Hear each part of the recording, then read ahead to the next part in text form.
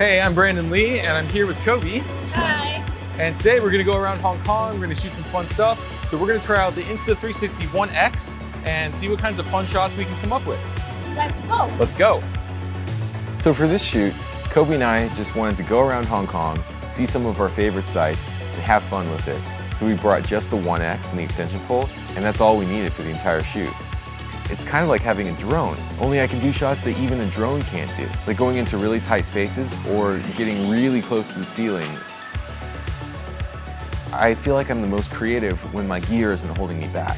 I don't want my gear to be weighing me down. I don't want to have a boat anchor of gear that's forcing me to go slower than I want to go.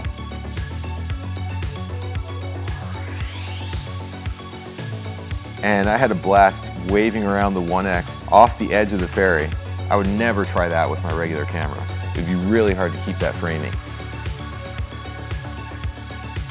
With free capture, I can adjust my field of view so it can be as wide or as narrow as I want, depending on how much of the scene I want to get into the shot.